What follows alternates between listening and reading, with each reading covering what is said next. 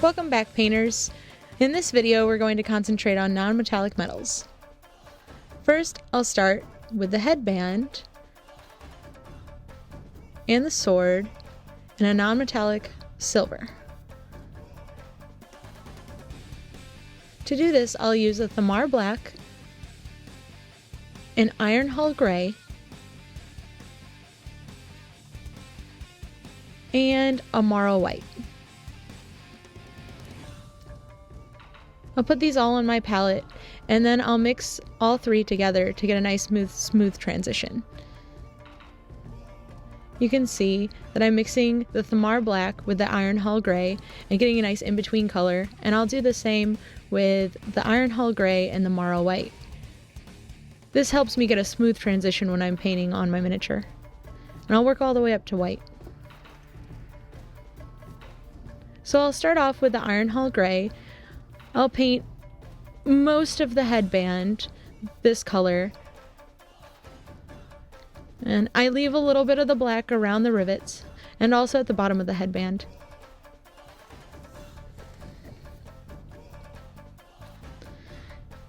I'm slowly transitioning up to less Thamar black and more iron hull gray. Now I'll also paint the rivets.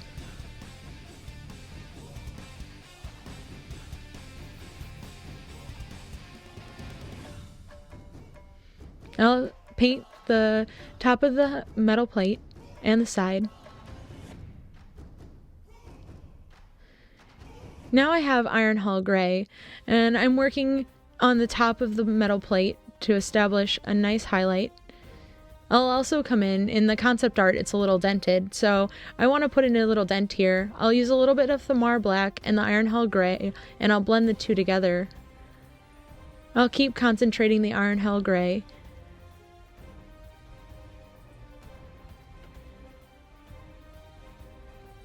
I'll add some scratches with the Thamar black and come back in just to give it a little bit more depth. And now I'll concentrate around the bottom edge of where I want the dent to be. I use more iron hull gray, and I'm slowly mixing up to my marl white. Again on the edge. I'm slowly working in a smaller and smaller area to establish my highlight.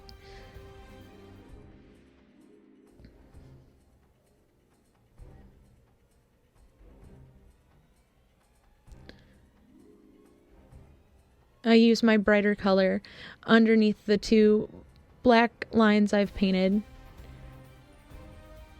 because those will have bright highlights, as well as underneath the dent and on the edge of the plate.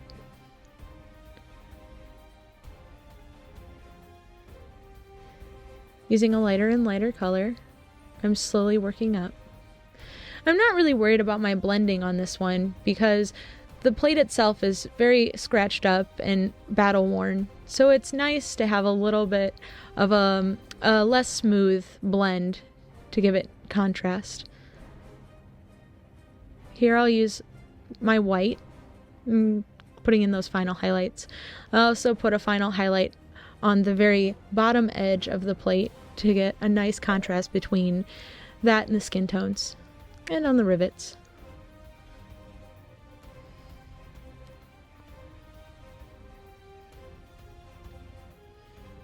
And it's looking good.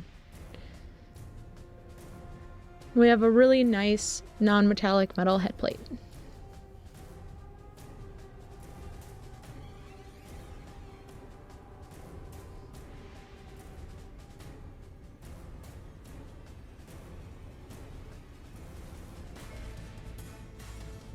And I add in just a little bit more white for my brightest highlight.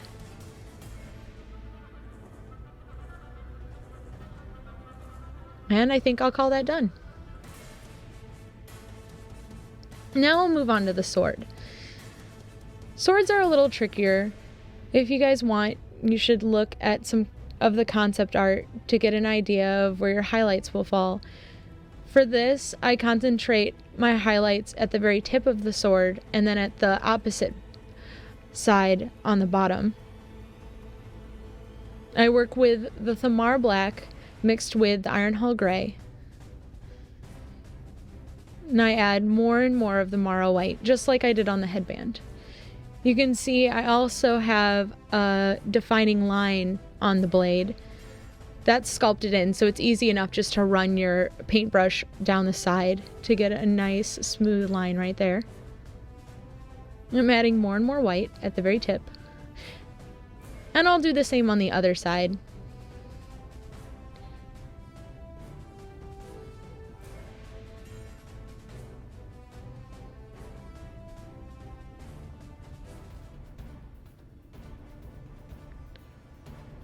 And I go back in and put even more white on that edge of the sword there and down at the bottom near the hilt.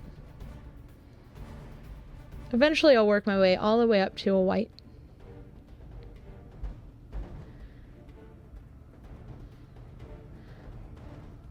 And here, the same on the back. Opposite sides for highlights.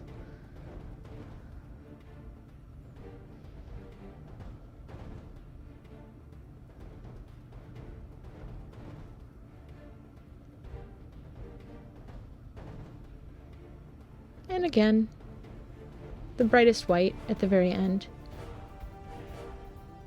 I'll also go back in with my Thamar Black and clean up any mistakes I might have made.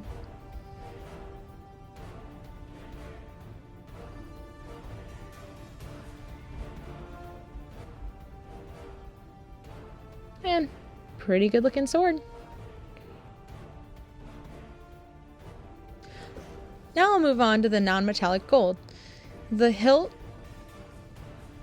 and her bracelets and the bracers on her arm all have gold on them, as well as the hilt of her scabbard. I'll start off with an umbral umber as my base, a moldy ochre, and also a marrow white. Like I did with the silver, I'll blend in my umbral umber and my moldy ochre to get a nice transition between the two.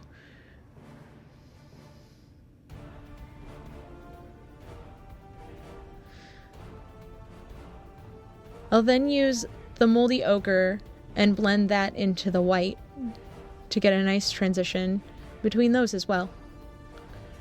Again, it's just really helpful. Alright, so I'll start with that mixture of umbral umber and moldy ochre, and I'll paint all the areas that need gold. Again, I'll concentrate my highlight right on the tip of the hilt and that bottom gold piece, as well as the bracers on the very tops.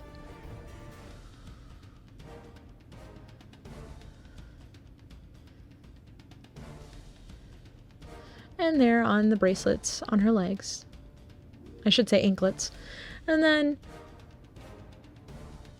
on the bracers on her arm.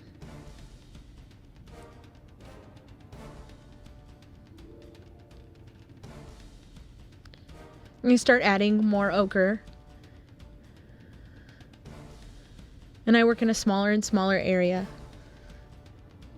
There at the top of the hilt where her hand is.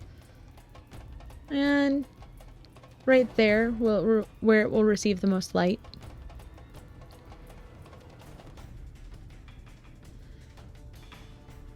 Again, I'm mixing more and more ochre. And then eventually I'll mix my white with my ochre. And you can start to see the yellow.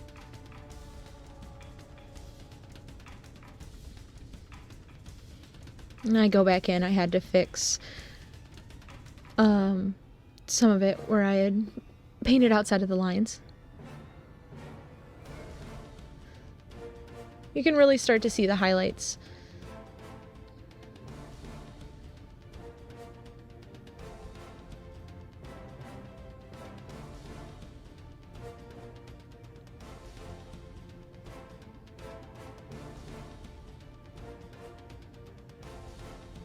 Now I'm painting the scabbard of the sword.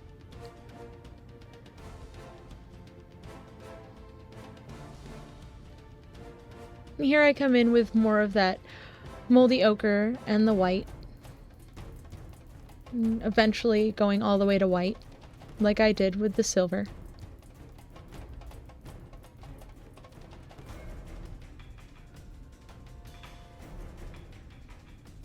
Keep in mind that metal is much more reflective, so it has a nice bright white highlight in a small area.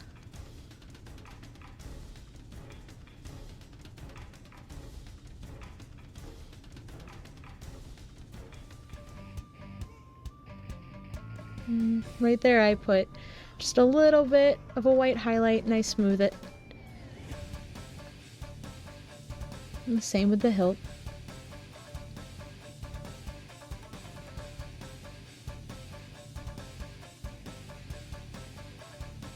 And I would call that done. She looks pretty good now. Now that I'm finished with the gold, I realized that I hadn't painted the scabbard of the miniature along with the ties. So I'll use a Thamar black and a Crixbane highlight, just like I did for the headband. I'll also use a russet tan for the ties on the scabbard. Again, just like the headband, it's a simple mixture of the two. I'll start with a Thamar black mixed with the Crixbane highlight, and then work my way up with the Crixbane highlight.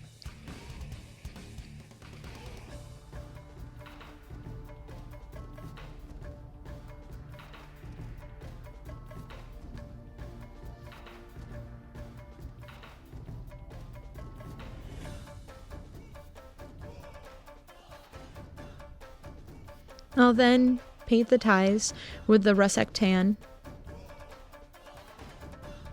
using my small detail brush.